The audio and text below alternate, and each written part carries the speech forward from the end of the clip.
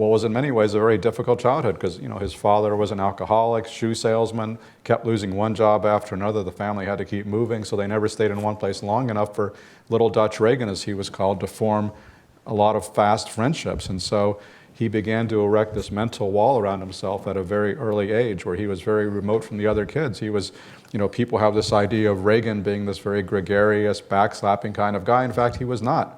He was an introvert, he was a loner. That was a product of his childhood. Also the fact that he was very averse to conflict, which also runs counter to the image that people have of Reagan as the guy who fired the air traffic controllers or said, Mr. Gorbachev, tear down this wall. But in fact, in his personal life, he could never discipline his own kids.